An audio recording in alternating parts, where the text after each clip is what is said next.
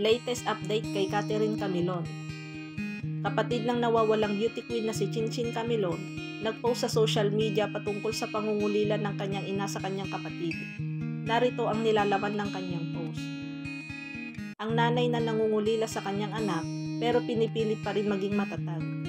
Madalas ko pang nakikita ang sarili ko na umiiyak kesa sa kanya at bigat na bigat ang dibdib ko kapag nakikita ko yung pagod sa kanya.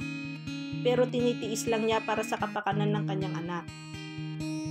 Gustong gusto ko nang umiyak sa iyo kapag sasabog na ang dibdib ko, pero sinasarili ko na lang dahil hindi ko gusto na makita kita na iiyak. Minsan naiisip ko na lang din na gusto ko nang mawala, pero ikaw ang unang nasa isip ko. Pag nawawalan ako ng pag-asa, bigla ko na lang ipaparamdam sa iyo na parang di ko na kaya. Kaya kung ano-ano na nasasabi ko, ang gagawin mo, papaliwanagan mo ako ng mga salita ng Diyos dahil gusto mo na magtiwala palalo ako sa Kanya na kahit anong mangyari, siya lang ang higit na makakatulong sa atin at makakapagpagaan ng loob. Hindi naman Mother's Day pero araw-araw kitang papasalamatan. Ikaw pa din ang gusto kong maging nanay sa next life. Bagong taon na pero hanggang ngayon, hindi pa rin nakikita ng mga otoridad at ng kanyang pamilya ang beauty queen na si Catherine Camilon. Halos 3 buwan nang nagsasagawa ng operasyon ang mga tauhan ng Criminal Investigation and Detection Group para mahanap ang kinaroroonan ng dalaga. Matatanda ang noong October 2023 na pabalitang nawawala ang isa sa mga naging contestant sa Miss Grand Philippines 2023 na kasabayan ni Herlyn Budol. Ngunit sa kabila nito, umaasa pa rin ang nanay ni Catherine na si Rose Camilon at ang kanilang pamilya na makikita at makakasama pa rin nila ang nawawalang beauty queen at teacher. Anak, miss na miss ka na namin, mahal na mahal ka namin. Lagi kong dalangin sa ating mahal na Panginoon na ikaw ay makasama na ulit namin. Ang post ni Rose sa kanyang Facebook account. Pati ang kapatid ni Catherine na si Chinchin Camilon ay nagbahagi rin ng kanyang New Year's message sa FB para sa nawawalang kapatid.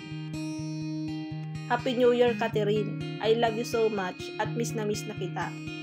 Hanggang October lang inabot ng picture mo. Next year sana kumpleto na. Pahayag ni Chinchin.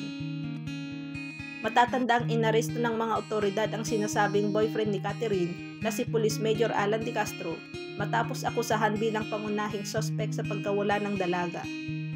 Nitong nagdaang December 19, isinagawa ang unang preliminary investigation sa kasong kidnapping at illegal detention laban kay De Castro sa Batangas City Hall of Justice, pero hindi ito dumalo sa pagdinig. Sabi ng abogado ni De Castro na si Attorney Ferdinand Benetes, ngayon lang kami nakatanggap ng complaint niya. As of now, wala pa kaming masyadong alam. We'll be filing a counter affidavit after. Sa isang panayam sa nanay ni Catherine, sinabi nitong, ako wala ng ibang hahangarin para sa mga anak, kundi yung kaligtasan. Basta yung gusto ko, bumalik siya, ligtas, buhay. Simula pa lamang naman nung umalis siya, ni minsan hindi ko inisip na hindi siya makakabalik sa amin. Wala naman kaming ibang hinihiling, kundi yung magkaroon ng linaw. Yung malaman namin kung nasa ng aming anak talaga. 2 buwan na rin, ang hirap.